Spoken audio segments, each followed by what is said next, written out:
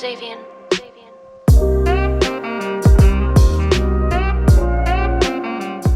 ¿Cómo estás? Buenas tardes a todas las personas que se conectaron. Gracias a la Balandra por invitarme a esta Mm, charla. a esta charla. Se van a ir sumando seguramente con el correr de los minutos. Darle formalmente la bienvenida a todas, a todos. Arrancamos un nuevo año de este ciclo del Tinta Fresca. El autor nos cuenta su obra. Si no recuerdo mal, creo que es el quinto año, su quinta edición, donde han pasado, bueno, muchísimos autores y muchísimas editoriales también, ¿no? Es una posibilidad de acercar también autores consagrados. Hoy tenemos a un genio como Juan Diego Incardona y también la posibilidad de escuchar nuevas voces. Este espacio que habilita Fundación La Balandra, poco para conocer, como decimos siempre, la trastienda de las obras, el proceso creativo, la metodología, bueno, un poco la fuente de inspiración de aquellos autores que nos conmueven, que nos hacen de la experiencia de lectura un momento sumamente agradable. Hoy, Juan Diego Incardona, con su libro Quebranto, publicado por Interzona, acá lo tenemos. Hermoso libro, hermosa edición. Bueno, breve reseña biográfica de Juan Diego Incardona. Nació en Buenos Aires, dirigió la revista El Interpretador, publicó Objetos Maravillosos, Villa Celina, El Campito, Rock Barrial, Amor Bajo Cero, Melancolía uno, Las Estrellas Federales y cuentos en distintas antologías, diarios y revistas. Actualmente dicta talleres literarios, coordina un ciclo de cine en el ECUNI, el Espacio Cultural Nuestros Hijos, y realiza actividades en escuelas y bibliotecas populares en representación de la CONABIB, ¿no? La Comisión Nacional de Bibliotecas Populares. Bueno, Juan Diego, ¿qué decir de Quebranto? ¿Qué decir de Quebranto? Y primero un hallazgo el título, creo que va, condice y tiene sintonía con el contenido. Aquí hay, bueno, eh, una experiencia también personal que me ha tocado vivir con la ida de mi viejo hace muy poquito y bueno, fue conmovedora desde ese espacio, ¿no? De esa propia experiencia, tu novela, no novela, tu libro de relatos, ese ver a los viejos en el ocaso de sus vidas, tratar de mitigar el dolor, la tristeza, el sufrimiento, soñar con ellos todo el tiempo como una presencia permanente.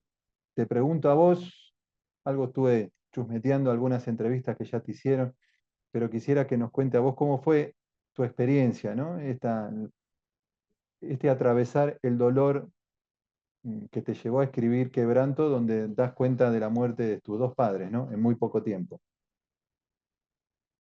Bueno, muchas gracias, Gastón. Saludo una vez más a todas las personas que se conectaron. Una pequeña aclaración, la biografía, ya no trabajo más, estuve en la CONAVIB mucho tiempo Ah, y pasaba cine en el ECUNI, pero actualmente estoy trabajando en educación en provincia de Buenos Aires, en un programa que es el Plan de Lectura y Escritura. Hay un par de libros más a los que nombró Gastón, que siguieron. Este, uno se llama La culpa fue de la noche, que salió por Futurock. Y bueno, y después vino este, Quebranto, que para mí fue una experiencia distinta. Más allá de que yo reconozco en el libro mi estilo narrativo, hay algo que aparece mucho en mis relatos y que se conecta con el género de aventura, mucho, mucho cuento escribí en mi vida donde los personajes se ponen en movimiento, están escenificadas las historias, hay distintas peripecias, situaciones, incluso en mis novelas siempre hay mucha acción. Y acá me parece que de nuevo está esa manera de escribir que ya la tengo muy incorporada. Pero lo novedoso obviamente tiene que ver con la atmósfera y, y las tramas llenas de angustia, porque es un libro muy autobiográfico y pegado a la muerte de mis padres. Mi mamá se murió en la semifinal del Mundial. Fue un día surrealista para mí, para mi familia, me acuerdo esa mañana. Este, después Argentina jugó el partido, todo el mundo salía a festejar en la calle, nosotros estábamos tristes, habíamos perdido mis hermanas y yo a mi mamá, que además tenía una personalidad muy fuerte, mi vieja era el centro de la familia y también muy conocida en el barrio porque fue maestra de muchas generaciones, entonces fue bastante impactante su muerte, no solo para nosotros, sino para la comunidad en el barrio.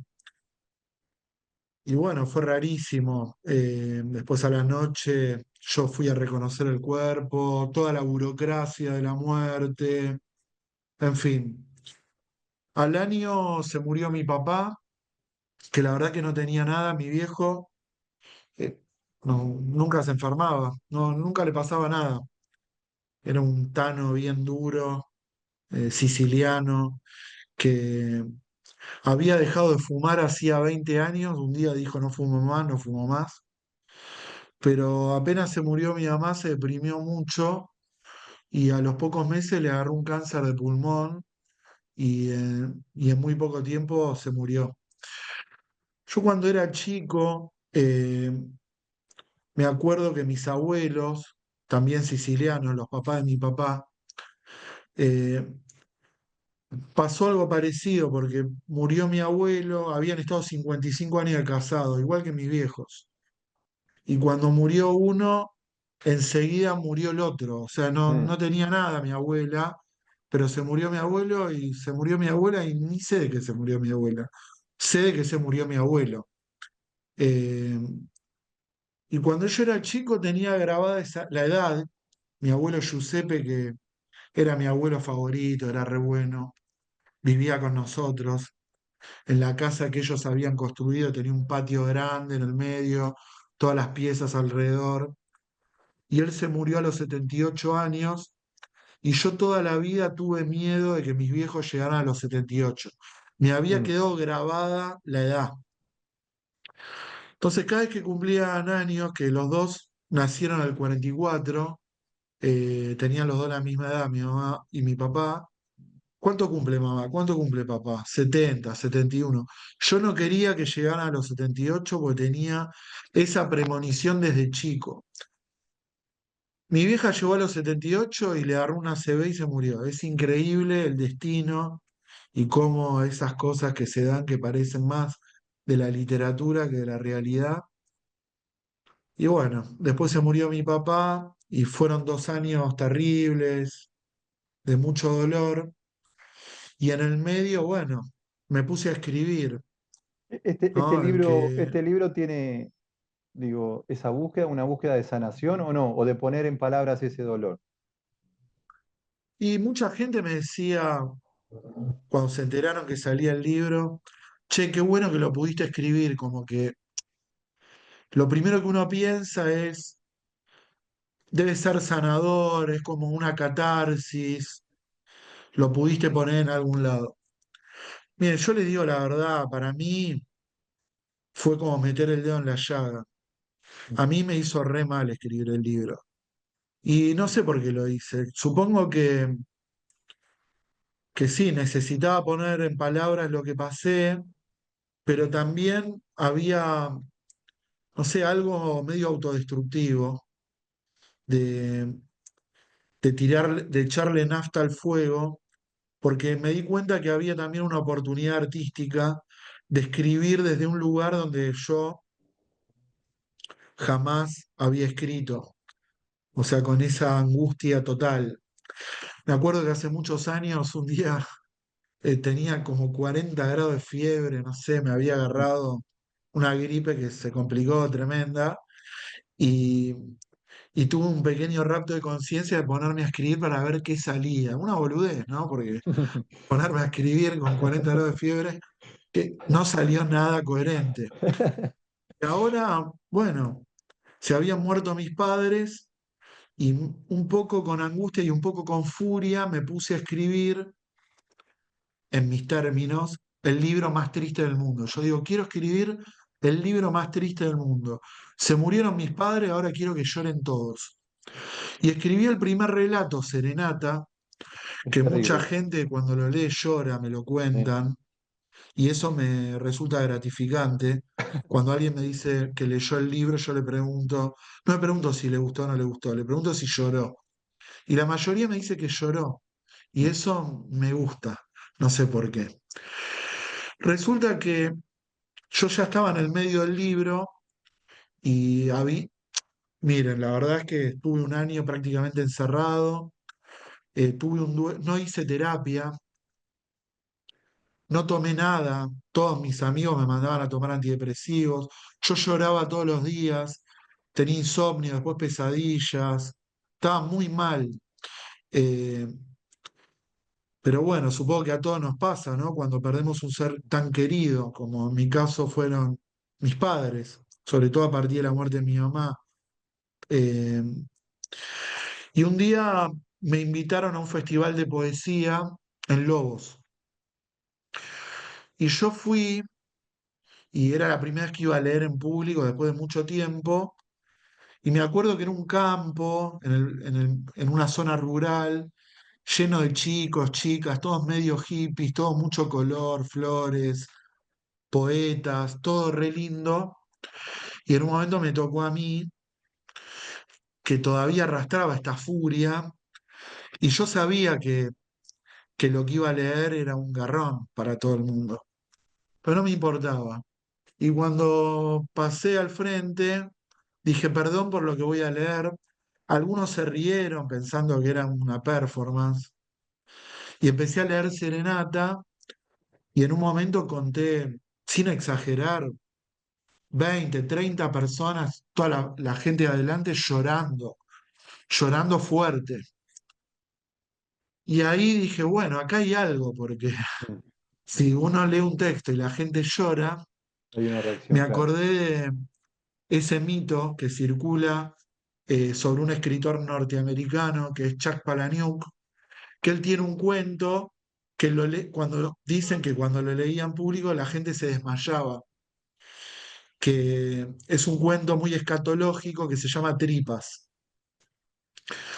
Eh, Dije, bueno, esto debe ser como tripas, pero no para hacer desmayar, sino para hacer llorar.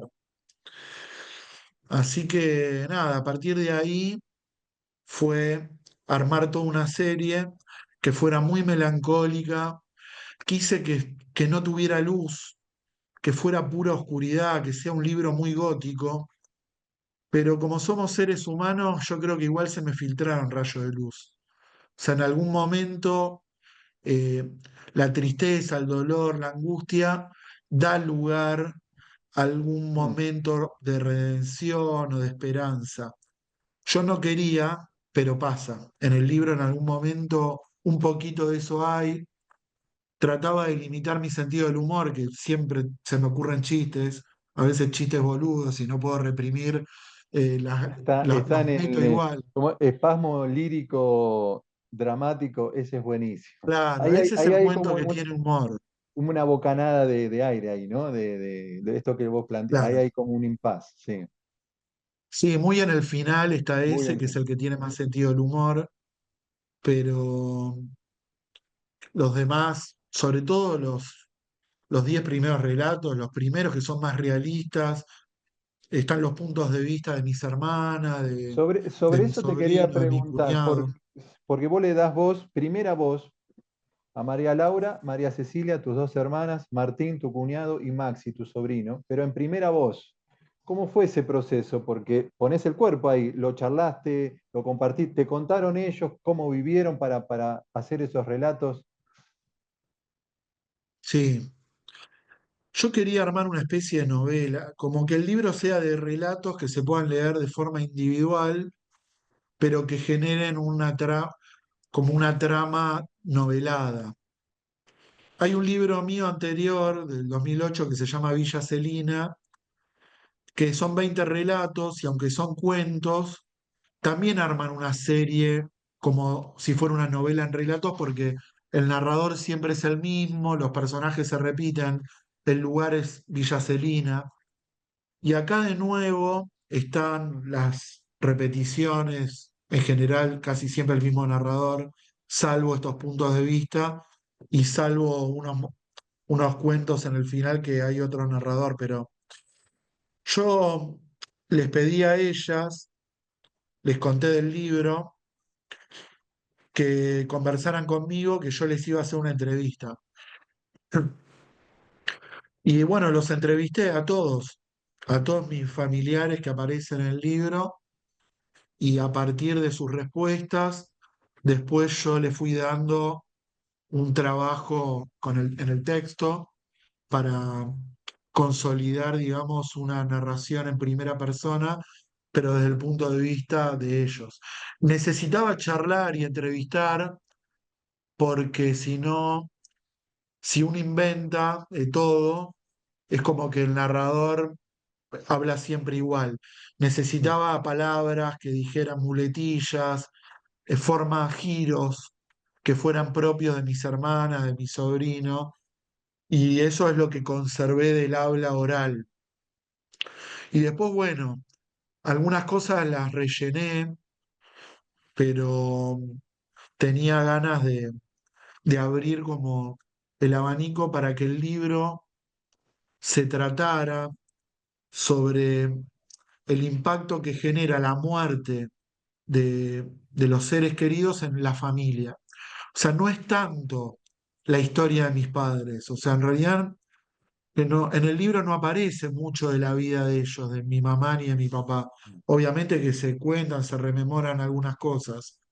Es más que nada lo que le pasa a la familia una vez que ellos fallecen, ¿no? Y también durante sus enfermedades, lo que vamos padeciendo los que estamos alrededor. Ya en el primer cuento es un relato que transcurre en una terapia intensiva. No sé, yo la verdad pensé, ¿quién va a querer leer esto? Porque la verdad que es un bajón. Este, y empecé a hacer como un anti-marketing mm. de que, bueno, si te separaste, si estás triste, si estás de duelo, si perdiste a alguien, no lo leas.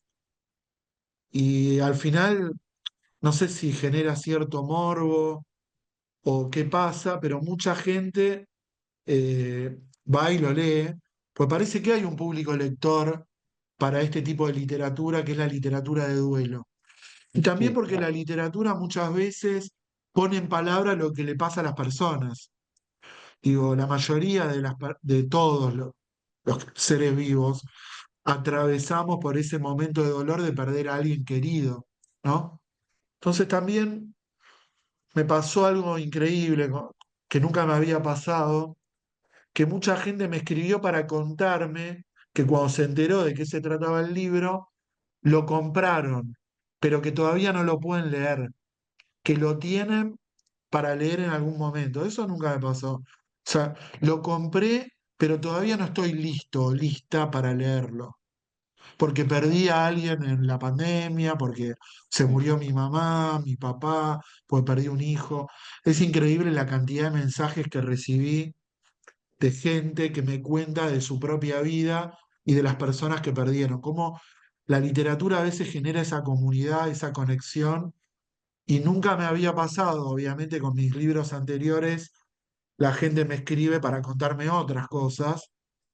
No sé, por ejemplo, que crecieron en un barrio parecido a Villa Celina, que se sintieron identificados, etcétera. Pero nunca me pasó que la gente me contara cosas tan íntimas, tan claro. fuertes, como, no sé, de pronto recibo un mensaje de alguien que me dice, yo perdí a mi mamá el año pasado y me cuenta todo. Ahí también fue algo ¿Qué, inesperado, qué pasa con vos cuando pero recibís esos mensajes? ¿Qué te pasa ahí? no, o sea, por un lado me entristece que la gente me cuente cosas tristes, obviamente, porque uno siente empatía, pero también, no sé, adopté cierto sentido de responsabilidad, como una forma de responsabilidad afectiva hacia desconocidos, que en algunos casos me mandan mensajes muy largos, gente que me escribe por redes que no conozco, contándome, bueno, me compré tu libro y después me cuenta todo lo que le pasó, como esa necesidad quizá, Sí.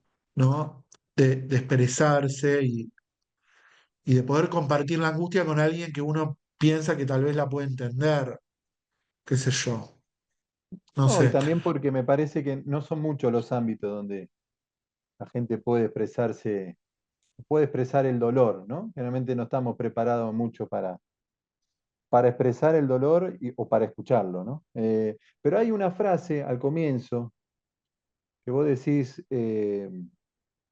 no recuerdo textual, la había anotado, lo tengo anotado, porque tomé apunte de esa frase que me pareció maravillosa, pero dice algo así como hay que seguir caminando, porque si uno se detiene, la muerte lo alcanza. Hay que seguir en movimiento, dice, no caminando. Hay que seguir en movimiento, ¿no? Y ahí hay como un gesto que vos decías recién, hay una luz, hay un guiño hacia adelante. Hay que, como, bueno, la vida sigue, ¿no? O sea, hay algo que continúa y que uno además tiene quizás otras cosas también. Esto de recordar es una manera también de seguir adelante, ¿no?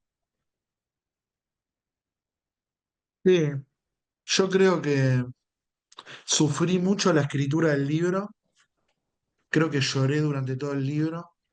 Además generé condiciones eh, que provocaran un estado hipersensible. Yo siempre escribo con música, desde que tengo memoria. O sea, no puedo escribir en silencio. Busco algún tipo de canción o algo con la cual conecte un ritmo, algo, y a veces lo pongo en modo repetición y todo el cuento lo escribo en una única canción, aunque no tenga una correspondencia la letra, sino que hay algo en ese ritmo que me genera a mí una experiencia vital que se conecta con mi propia creatividad, ¿no? Y en este caso fue escuchar boleros, todas esas canciones que aparecen nombradas en el primer cuento, en Serenata, Ujú. que es la música de mi infancia, la que escuchaba mi mamá, escuchar todo el tiempo Sandro, Roberto Carlos, María Marta Serralima, Los Panchos, todos los boleros, todas las canciones, que muchas son melancólicas, son muy tristes, y generaban una condición de escritura, ¿no? En ese momento yo me sentía muy mal, no podía parar de llorar. Todo el proceso editorial implicaba instancias de corrección. Quienes hayan publicado saben que los libros se corrigen más de una vez y cada vez que volví a leer, no sé, alguno de los relatos, los puntos de vista de mi familia, era otra vez un mar de lágrimas.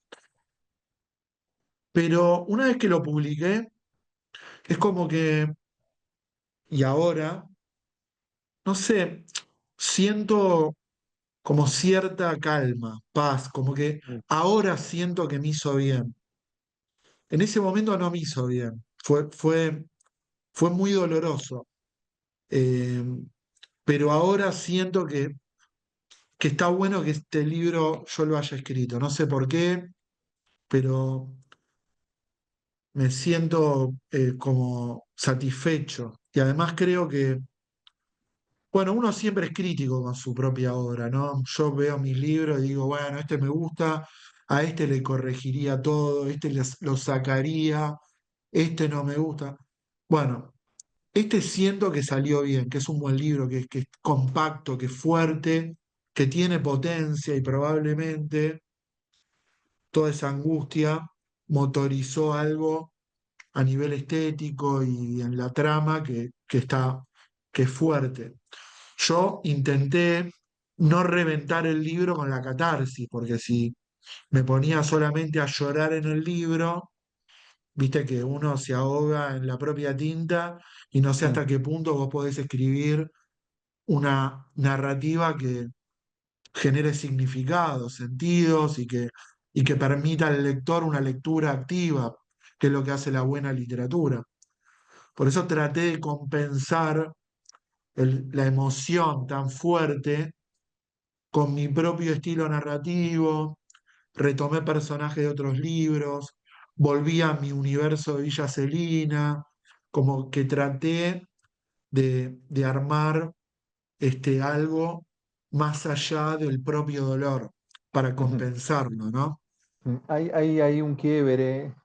Creo que a partir del texto Quebranto, creo que es el relato 8 en este libro, donde volvés a esa mezcla del conurbano real con el conurbano de ciencia ficción, ¿no? De la tragedia social, lo apocalíptico, esta cosa onírica, la subtrama, el descenso al averno, ¿no? Esta cosa de los fantasmas. Ahí hay como una especie de Lincardona de la literatura más conocida, ese universo tuyo, ¿no? Casi en la segunda parte de esta serie de relatos. Sí, es verdad. Ahí es como que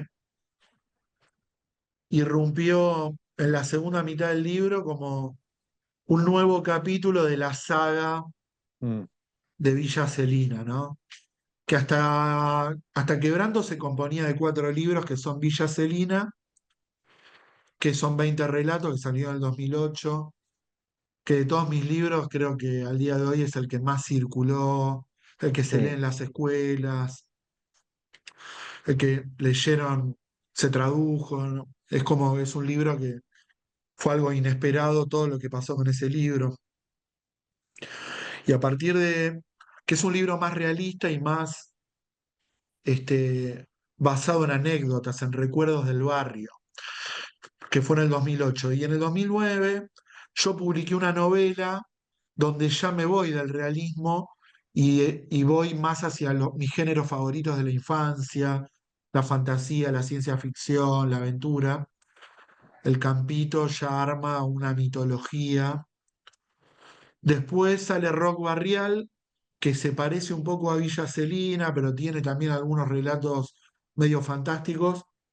Y por último, Las Estrellas Federales, que es una novelita de ciencia ficción, donde ya en el conurbano hay mutantes, en el cierre de las fábricas hay todo un escenario distópico. Y en Quebranto reaparecen esos personajes. Los personajes de Las Estrellas Federales, sobre todo el hombre regenerativo y el Mano, Ujú, que a su vez son los personajes del Eternauta. El hombre regenerativo es Juan Salvo y el Mano es el Mano del Eternauta, ¿no? Pero que en mi novela eh, administran un circo típico bonaerense, esos que aparecen con leones flacos y la mujer más gorda del mundo, una mezcla de circo de los raros, de otra época, que hoy no resistiría ninguna agenda progresista, mezclado con el circo de las habilidades, ¿no? Y ahí hay toda una trama de ciencia ficción y reaparecen en Quebranto, en dos relatos. En uno que es la secuela directa de la novela, donde Juan Salvo y Almano me encuentran en un bosque, no sé si por los bosques de Ceiza o por Esteban Echeverría, Monte Grande, que es por donde terminó Las Estrellas Federales, y me llevan a una misión. eh, En el cuento ya se murieron mis padres, todo está destruido. El personaje pregunta de qué murieron sus padres, pero todos los barrios están en ruinas y me llevan a buscar copos de la Nevada Mortal que están guardados mm, en una casa para enterrarlos. Bueno. Y en el otro relato, que se llama Lamentaciones, que es el último cuento que escribí y que fue algo de casualidad, porque yo ya había entregado Interzón al libro y mis hermanas encuentran una carta que yo le mandé a mi mamá en el año 1996, creo. sí, 96. Dice acá Yo me 96. fui, Sí. yo me fui con mi primera novia, tuve 4 novias, Ana Natalia, Ana Natalia, Ana uno, Natalia uno, Ana 2, Natalia 2, en ese orden. Ahora ya Mica, rompí ese círculo. Mica existió, Mica, Mica existió. Sí, Mica fue mi quinta novia. O sea, ya ella fue la que rompió ese círculo, que es la que aparece con por Oliverio, momentos con en Oliverio el Giratto. libro. Eso es genial. Pero en ese momento, en el año 96 yo me fui a dedo hasta Ushuaia con Ana Uno. Teníamos 20 años y mucho espíritu de aventura, y nos fuimos meses, sin un mango, vivíamos. Pero bueno, uno es joven, es indestructible, acampa en la calle, está enamorado, no le importa nada. Pero yo extrañaba mucho a mi familia, siempre quise mucho a mi familia y a mi mamá especialmente, y le escribí una carta que es como una declaración de amor a la familia. Mm, Y esa carta yo me olvidé que la había escrito, pasaron años, décadas. Y revolviendo las cosas de mi vieja, mis hermanas encontraron esa carta, la escanearon y me la mandaron. Y cuando la leí, dije, no, pero esto tiene que estar en el libro. Entonces le escribí a la gente de Intersonal y les conté, le dije, necesito escribir un relato más. Y ahí armé ese cuento donde el protagonista y el narrador es el Eternauta, de Juan sí. Salvo, que deambula por una villa celina destruida, se mete en mi vieja casa, se pone a revisar cosas entre las llamas y descubre esa carta y la lee y llora mientras todo se derrumba. Eh, Y la decisión de ese es el otro agregarla, cuento. y la decisión ¿Cómo? y la decisión de agregarla al final del libro, ¿fue idea tuya o No, eso, no, yo lo había metido tipiado, en- no, no me acuerdo, pero lo había metido solo en el relato, tipiado.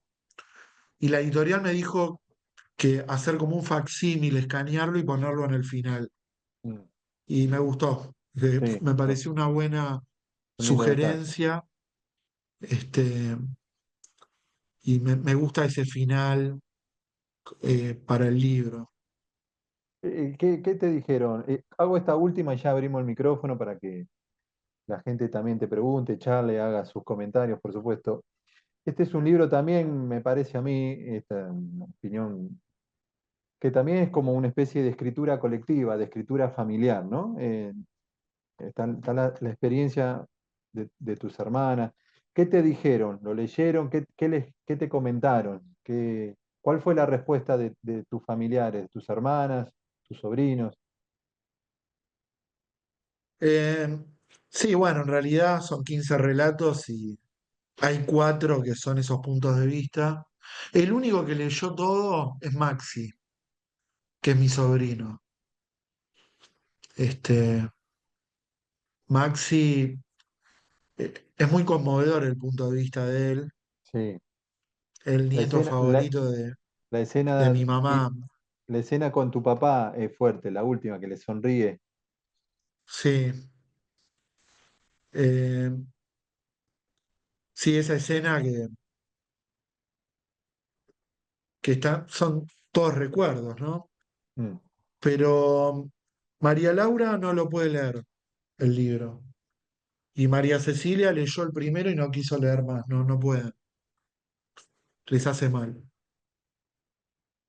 O sea, leyeron mis otros libros. sí. Este,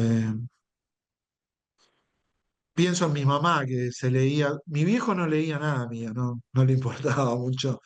Pero yo no me enojaba, mi viejo era un tornero de fábrica que había hecho la primaria y no tenía el hábito de la lectura, él sabía que yo escribía, veía mis libros y charlábamos. Alguna que otra vez, en reuniones familiares, yo me ponía a contar un cuento y él escuchaba y se reía y escuchaba con atención y enseguida algún cuento de Villa Celina, él comentaba cosas. Mi mamá, en cambio, era la que cada notita en el diario, todo recortaba todo, Mm. tenía todo, mi vieja.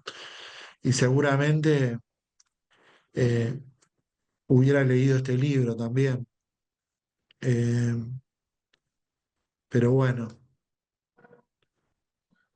yo Bueno, en sus últimos días ya estuvo 5 meses internada, ¿no? A veces yo iba y le leía cuentos que ya había escuchado. Hay un cuento que está dedicado a ella, que está en Villa Serena, que se llama El hijo de la maestra. Sí, que lo leíste vos. Es como un hit. Son cuentos cortitos, pero esa anécdota como que, bueno, siempre la leen en las escuelas. Y ella siempre quería que yo le leyera ese cuento. Eh, qué sé yo. Es un libro raro para mí.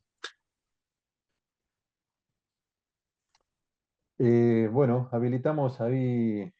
¿Alguien quiere preguntar algo a Juan Diego? ¿Decir algo? Esto está abierto para... Ahí, Ruti. ¿Qué tal, Ruti? Buenas tardes. Hola, ¿qué tal? Buenas tardes, ¿cómo están? ¿Cómo hiciste, Diego, para poner ficción en semejante realidad? Porque bueno, toda la primer parte del encuentro de hoy contás tu historia y es muy penetrante, ¿no? Ese quebranto. Entonces, ¿cómo te resultó ficcionar eso?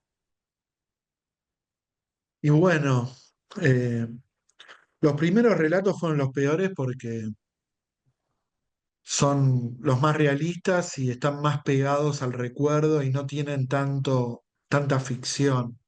Obviamente es ficción y hay estética, es literatura, pero hasta los puntos de vista y Serenata son relatos que son más evocaciones y esos son los más duros.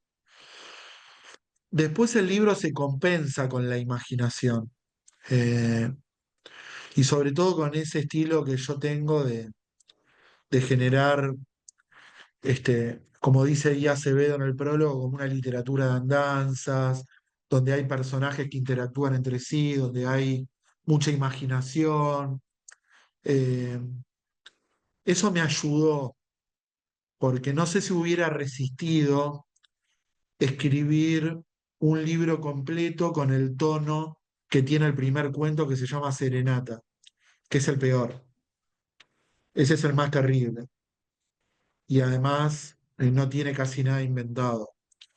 No sé si hubiera aguantado, creo que no. Y creo que ningún lector lo hubiera aguantado porque ese es el relato que hace llorar. Mm. Pero bueno, no sé, yo calculo, Ruti, que para muchos de ustedes debe ser parecido, ¿no? La literatura es una vocación, es una pasión, el que le gusta escribir, incluso en los momentos dolorosos se encuentra ahí también un canal, ¿no? Una forma de expresarse, aunque en mi caso yo no sentí que fuera sanadora, sino que era traumática. Pero aún así lo hice, me obligué, yo quería escribir este libro. Eh, y bueno, fue duro, porque el libro fue parte del duelo. Yo creo que en un punto haber terminado el libro me sirvió a mí, más allá de que, bueno, uno recuerda y está triste por los seres queridos que pierde durante toda la vida, no es que pasan 5 años y te olvidas. Calculo que siempre voy a estar a tenerlos presentes, me pasa. Pero bueno, un poco las aguas se van calmando, ¿no? El tiempo cura, ¿no? Dice, ¿cómo es la frase? Como el tiempo sana, ¿no? Y toda esa intensidad que tenía al principio se unió con la escritura del libro. Y ahora que lo terminé, siento que también significa que ese duelo se fue completando en los términos habituales, ¿no? Es como si me hubiera sacado el vestido negro, ¿no? Cuando terminé el libro. Gracias, Ruti, ¿eh? No sé si María del Carmen Ulloa había levantado la mano, no sé si quería preguntar.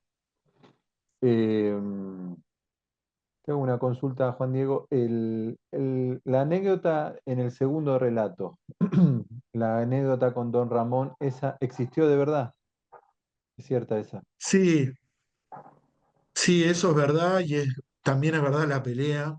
Obviamente siempre hay un poco de exageración.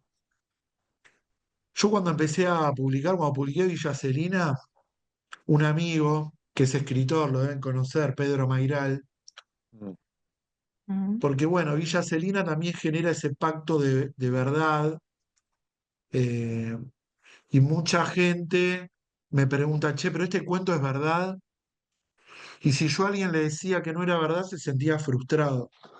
Y Pedro me dijo, Juan, y vos decís que todo es verdad. Eh, es muy loco porque Villa Celina es un libro que se leyó mucho en el barrio, en las escuelas del barrio. Hay cuentos que son recuerdos, pero hay otros que tienen mucha exageración o imaginación. Y algunos de los que aparecen en esos relatos vecinos, amigos, familiares, lo leyeron. Y después a veces cuando nos vemos y uno vieron que recuerda siempre los mismos, cuenta los mismos chistes y recuerda las mismas anécdotas, me da gracia porque muchos recuerdan cosas que pasaron y a veces mezclan el recuerdo cosas que yo escribí que yo sé que no pasaron, pero se les mezcló el recuerdo con la ficción. Eh, lo cual además me pasa también otra cosa, y en Quebranto también, pero sobre todo en Villa Celina, que aparecen personas con sus nombres reales. Yo no sabía cuando lo iba a publicar, era mi segundo libro. Digo, tengo que pagarle derechos de autor por nombrar a No, alguien. mirá. A ver si esa persona no quiere que la nombre. Algunos tienen hasta nombre y apellido. Pero yo no me podía imaginar aquellas historias donde aparece la Juanita, la Porota, donde aparece el Loco Tino, amigos del barrio, el Cabezón Adrián, mi tía Nerea. No, no me los podía imaginar con otro nombre. Eh,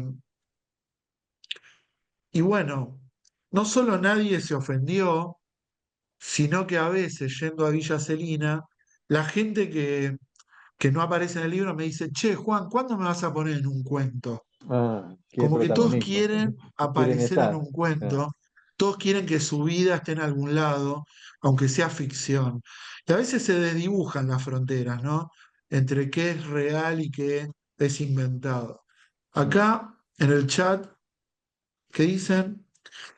María del Carmen. María del Carmen. Eh, Un poco lo que acabas de contestar, ¿no? Dice, bueno, el celular que es nadie toque, se pero ofendió. No, nadie se nadie se ofendió. ofendió. A la gente, no, aparte yo no los hago quedar mal en general. Si hice Yo- quedar mal a alguien, se ve que todavía no lo leyó. Mm, Sí pasan cosas como, por ejemplo, a veces al revés, porque por un lado están los que mitifican el recuerdo a partir de la literatura o de la exageración y piensan que algo que yo escribí pasó realmente, pero también me pasaron cosas a la inversa. Por ejemplo, hay un cuento en Villa Celina que se llama El hombre gato.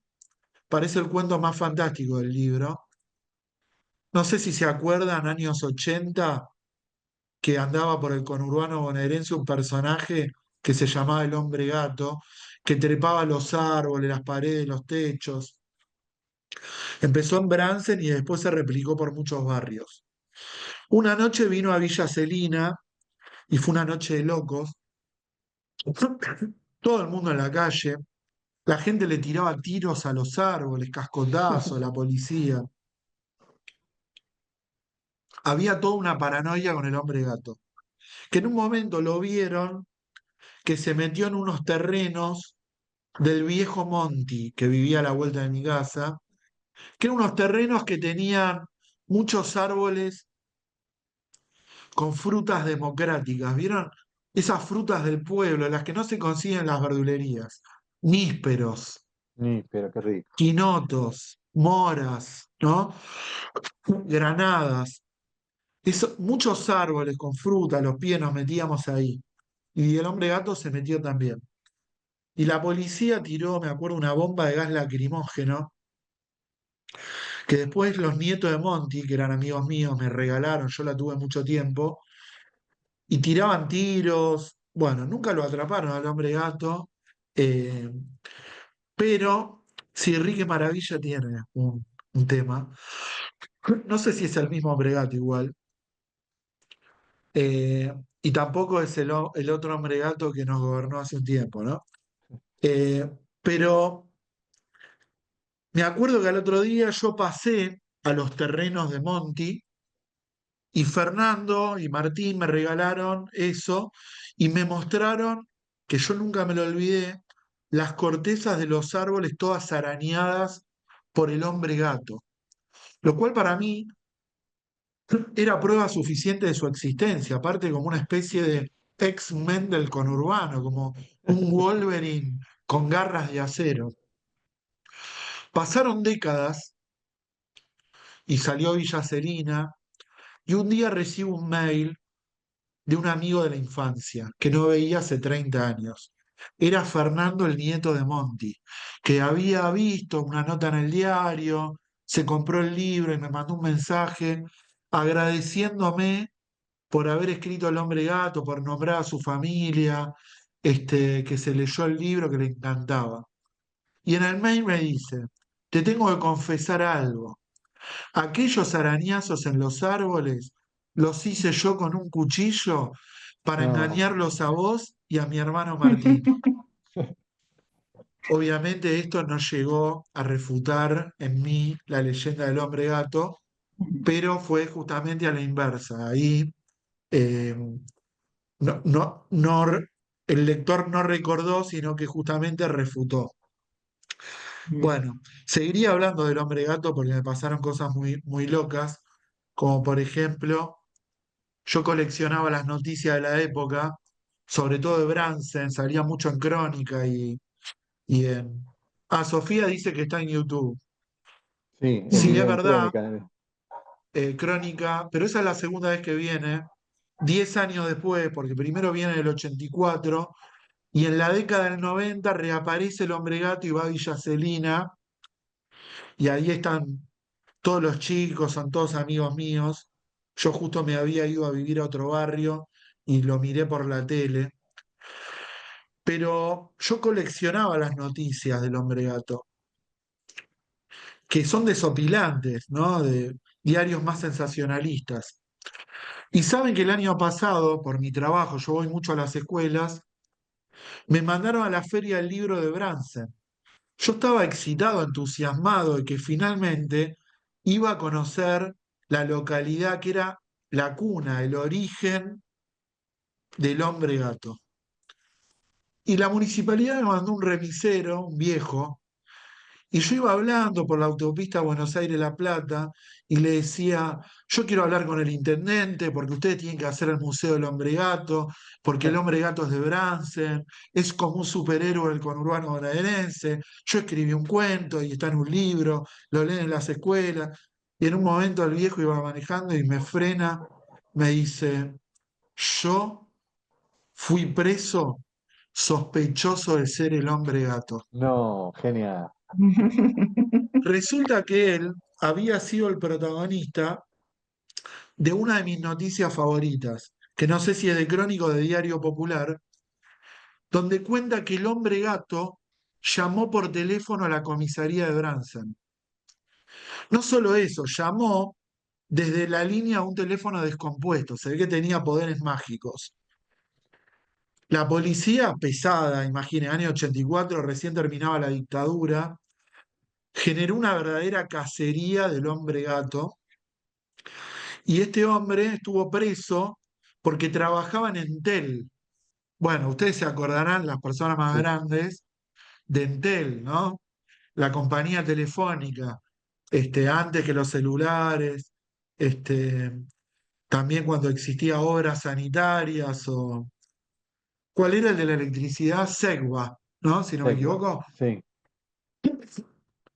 Y él trabajaba en Entel y conectaba, era operadora, conécteme con Rosario, él conectaba. Y él conectó al hombre gato con la comisaría y por eso fue preso, 3 días. Como cómplice Yo vendría a cuando, ser. cuando yo llegué a Bransen, ya me fui muy por las ramas, pero todo es literatura y realidad. Me fui a hablar con unos pibes de un secundario. Digo, estos pibes que van a conocer al hombre gato tienen 14 años. Le dije, chicos, ustedes viven en un lugar donde alguna vez existió el hombre gato. Bueno, les conté todo. La mayoría de los nenes sabía la historia porque se había transmitido oralmente en Bransen. Y un nene levanta la mano y dice, mi abuelo era el comisario de esa época. O sea, que el abuelo había metido preso al remisero que me llevó. Bueno, todo cerraba un círculo, décadas después, de, primero de la experiencia de vida, después del cuento y una vez más con el hombre gato. Así que ese es medio como un hit. En Podría haber Bransen, aparecido en Quebranto el hombre gato, pero el hombre bueno, gato. Se merece su propia novela, el hombre gato.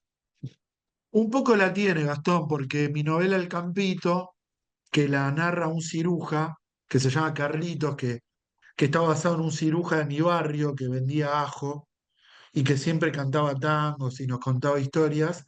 Él es el protagonista del Campito y anda con un gato montés Mm, que supuestamente es el hombre gato, que a diferencia del hombre lobo, que es hombre y se convierte en lobo cuando viene la luna llena, en la novela es gato y cuando viene la luna llena se convierte en un hombre peligroso. Ellos son los protagonistas de la novela El Campito, donde, bueno, muchos de mis personajes van reapareciendo en los distintos libros porque es como una saga, digamos, ¿no? qué bueno. Cristina, vos habías Ah, levantado la mano, ¿no? Para preguntar algo o para decir algo. Gustavo dice Sí, del efecto terapéutico de sí. escribir en el chat. Ah, Eh, bueno, no lo sentí mientras lo escribía, Gustavo. O sea, me hizo mierda cuando lo escribía. Pero quizás con cierto delay, no sé, tal vez como que aceleré el duelo, lo junté todo en la Mm, página del libro, este, y quizás ahora puede ser que haya tenido cierto efecto terapéutico. Tal vez más que el libro fue el tiempo. mm. A propósito de eso, yo quería preguntarte, hola, yo leí Hola, Villa Cristina. Celina, yo leí Villa Celina y mientras hablabas, entendí todo lo que contaste de tu duelo, del dolor, que digamos sería la materia narrativa de Quebranto. Y pensaba cómo fue el proceso de reescritura, de corrección, porque bueno, yo también escribo y entiendo que pasando por una situación parecida, como que muchas cosas se recrudecen en la lectura, en la relectura del propio trabajo, donde uno tiene que corregir, poner, sacar. ¿Cómo te fue en ese proceso? ¿Cómo quizás lo viviste poco, mucho, te llevó mucho tiempo? Este, porque también es un proceso donde uno tiene que seleccionar, tiene que concentrarse en un momento que por ahí es súper doloroso y dejarlo o elegir dejarlo, sacarlo. ¿Cómo fue tu proceso de reescritura? Si es que lo tuviste o te salió todo de una, no sé. No, sí, lo tuve. Eran nuevas instancias traumáticas porque primero vivirlo, después escribirlo era como revivirlo, después corregirlo era revivirlo. Era Mm, constantemente, si un lector que no conoce a mi mamá ni conoce a mi familia llora, para mí, que recordaba aquella noche terrible cuando le cantaba canciones a mi mamá que deliraba de fiebre en el hospital, era, es algo que uno quiere olvidar, no quiere recordar. no lo quiere leer una y otra vez. Pero claramente es muy necesaria la instancia de reescritura y de corrección que vos marcás, Cristina. Y en este libro, más que nada, fue sa- podar un poco de catarsis. Como que, bueno, Mm, un poco mi consigna es, yo tengo un estilo narrativo que es bastante norteamericano, que es una literatura que leí mucho, muy de escenificación, de cámara externa, de narradores que van acompañando a los personajes en el movimiento. Limito bastante la omnisciencia, la interioridad. Soy muy de la acción y del entorno, generar acción y materialidad. Eh, es una posibilidad, obviamente, ¿no? No es el único camino posible para narrar, pero es el que yo tengo, ¿no? Pero en este libro, por momentos yo decía cosas, decir la tristeza más que mostrarla. Entonces trataba de borrar esas partes que eran muy catárticas para que no se desbordaran los relatos con el sentimentalismo, por más que fuera auténtico. De todas maneras, tomé la decisión de dejar algunas cosas que yo tal vez en un taller literario, en otro texto, corregiría, pero que ahora entendí que eran parte de la esencia del relato. Por ejemplo, en el primero, en Serenata, hay momentos donde el narrador habla directamente, habla a la mamá, o hace un poco de catarsis. Tenía más líneas así, borré algunas partes, sobre todo el principio, pero dejé otras. Así que más que nada la reescritura pasó por ahí, por sacar un poco de catarsis, de sacar el llanto directo, ¿no? Yo creo claro. Y que está darle bueno lugar a la cuando la emoción, ficcionalización, ¿cómo? que darle lugar a la ficción. Claro. Yo creo que está bueno cuando la idea, la emoción se traducen. Que en vez de decir que alguien está triste o está contento, uno produzca esa tristeza en el modo que tiene de filmar la escena, la composición, ¿no? Este, porque si no aniquilan una palabra, este, que muchas veces son adjetivos, ¿no? Adjetivos calificativos, califica, valora, aplana los sentidos del texto en vez de multiplicarlos, de permitir que la lectura después complete eso que arranca en la escritura, ¿no? Eh, trato siempre de ser moderado y en este caso, eh, al ser un libro tan doloroso, eso costaba, porque fue un libro escrito con angustia y con furia, con ira, era como mucho, ¿no? Por eso fue importante corregir para mí este libro. Gracias, Gracias. Cristina, ¿eh? Gracias, Cristina. Ahí dice María del Carmen Ulloa en el chat, tengo un duelo de 45 años y ahora cesante estoy leyendo lo que mamá escribió. Estoy en la tarea de publicar sus cuentos y poesía. La mayoría eran escritos para mí, dice María del Carmen. Sí, no sé si alguien Sí, mi quiere... mamá, ¿qué decís, Gastón? No, no, quería preguntar si alguien quería decir algo. Ahí dice Liliana Weisbeck, perdón que me vaya hacia otro tema que mencionaste, pero me encantó El hombre gato. Es genial esa historia y tenés mucho material. ¿No pensaste en juntarte con un ilustrador o ilustradora y escribir un cómic al respecto?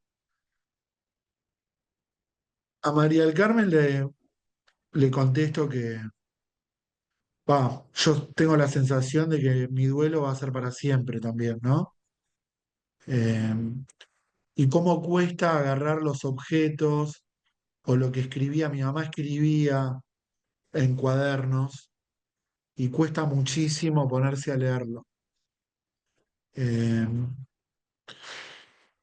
es muy difícil, pero está muy bueno que ella pueda organizar ese material y publicar la obra de su mamá. Me parece buenísimo. Lo que dice Liliana, bueno, el hombre gato ya tiene algunas ilustraciones. En el libro Villa Celina tiene una ilustración de Daniel Santoro. Mm, Después en el Campito, en la tapa ya aparece también como en una estética medio cómic por un ilustrador que es Ariel López B. Y después también hubo otras ediciones donde aparece el hombre gato o el gato montés ilustrado. Historieta no, nunca hice, pero está bueno, me gusta. Quizá en algún momento se dé algo así. eh, que pueda, a partir de un cuento, tal vez de una historia nueva, junto a otra persona en colaboración, poder armar algo eh, vinculado al cómic, la historieta. Me parece re lindo. Aparte, el hombre gato parece ser un buen personaje para el género, porque para mí es como un hombre araña suburbano del conurbano bonaerense. La versión masculina de Gatúbela, claro. Este, tendrían que machear este, el hombre gato y Gatúbela Gatúbela. y Gatúbela. ¿En qué estás trabajando ahora, Juan Diego? No, Quebrando lo terminé hace unos meses, apenas antes de que se publicara, y no tengo un proyecto de libro actualmente, lo que tengo son textos sueltos que voy escribiendo, que todavía no pertenecen a una serie, pero no sé, ahí hay 6, 7 relatos de distintos temas. A veces me ofrecen, me piden que vaya a algún lado a hablar de algo y escribo un texto. Este, sí tengo un ensayo largo, que serán unas 50 páginas, que fue una conferencia, y que ya había firmado un contrato con la editorial Beatriz Viterbo para publicarlo, que serían 3 partes, estaban escritas las 2 primeras, y la vengo colgando con la tercera parte, y Mm, que es un ensayo sobre novelas de género, de acción y aventura. Pero bueno, es como algo un poco más ensayístico, por momentos académico. Eh, pero no tengo en este momento un proyecto así de que esté encarando una novela, solo cosas sueltas. Algo va a surgir en un momento porque Quebranto fue mi noveno libro y no lo tenía planeado. O sea, de pronto pasó, ¿no? claro. Eh, no me preocupa tanto. Hoy como que escribo cuando tengo esa necesidad o ganas, laguneo, capaz que estoy un año escribiendo poco y de pronto en unos meses saco un libro. Claro. Me pasaba distinto hace 15, 20 años cuando escribía y tenía un compromiso diario con la escritura. De hecho, mis primeros libros salen uno por año. 2007 sale uno, 2008 otro, 2009 otro, 2010. Tenía una escritura constante, no paraba. Después con el tiempo también, a veces se complica, ¿no? Encontrar tiempo para escribir. Sí, eso es cierto. Para el escribir, para leer, ¿no? Es un mendigo de tiempo libre uno. Está todo el tiempo buscando la manera de hacerse de ese tiempo, ¿no? Lamentablemente. El terror de los maridos, dice el Sí, hombre gato. Bueno, mi amigo Leo Yola, que es un muy buen escritor, él a veces siempre hace el chiste de que el hombre gato en realidad es un pata de lana. Este, así que nada. eh, ahora, nada, estoy, digamos, en ese proceso de, de recepción, que tiene que ver con las devoluciones de la gente que te lee, que te habla, que te cuenta lo que le parece. Me pregunta Cristina si leo material de escritores no conocidos. En realidad no tengo tiempo de ponerme a leer, o sea, a veces me mandan. Yo, por ejemplo, no hago clínica de obra, que es cuando alguien tiene una novela. Mm, Lo que sí leo es de mis alumnos, que tengo muchos talleres y constantemente estoy leyendo. Dentro de mis alumnos hay muy buenos escritores, que muchos quizás no publicaron, pero que yo veo que escriben muy bien, y eso es lo que yo leo. De vez en cuando alguien me manda un cuento, alguien que no conozco, lo leo. Quizás se complica más si alguien te manda una novela.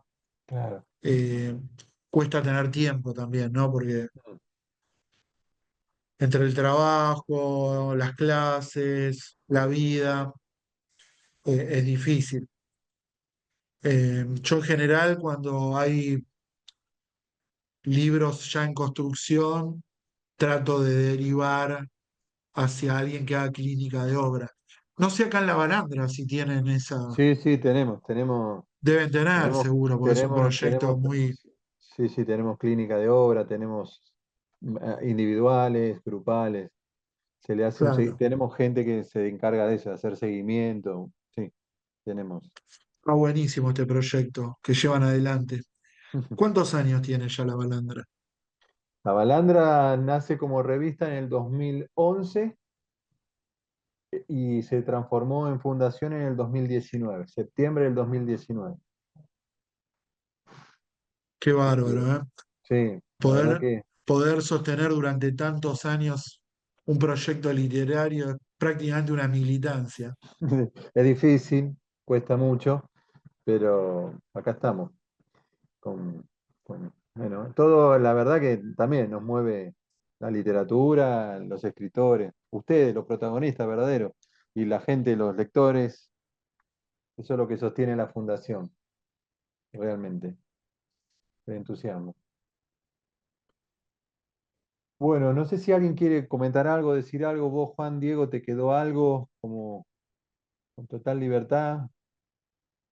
No, la verdad que estoy muy agradecido por esta invitación, agradecido a todas las personas que están acá, que se interesaron en escuchar. Imagino que algunas habrán leído algo mío, otros tal vez me están conociendo.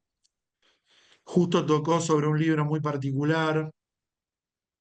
Este, Tal vez este libro eh, genera que uno se ponga más autobiográfico, que hable más de su propia vida. El libro es autobiográfico, entonces se mezcla todo, ¿no? Este, una nueva Una lectora, dice nueva Sara. Bueno, Sarita. Nueva agradezco. fut- Si leen Quebranto, bueno, háganlo con cuidado, porque realmente es un libro muy crudo. No lo lean un domingo a la noche. Y si no, bueno, hay otro de mis libros, Villa Celina, El Campito, Rock Barrial, Las Estrellas Federales, que no son tan tristes y que tal vez pueden ser formas de, si les interesa, de leerme. Y desde ya muy agradecido con todos ustedes. Y gracias Gastón y gracias a la gente de La Balandra por darme este espacio, de verdad. No, gracias a vos, Juan Diego, la verdad, un placer escucharte, un placer leerte. Siempre que podemos nos damos el gusto. Te hemos tenido también dando algún taller y seguramente también volveremos a convocarte porque la verdad que te admiramos mucho, Juan. Y creo que lo hablo por todo el equipo de la Fundación La Balandra, acá hay algunos, y es así. Y agradezco a todos y a todas que hoy se tomaron este tiempo para compartir este encuentro con Juan Diego Incardona a propósito de su último libro, Quebranto. Así que nada, los saludo nuevamente, gracias Juan Diego, y nos vemos en otro momento, ¿eh? Que tengan un lindo fin de semana. Cuídense.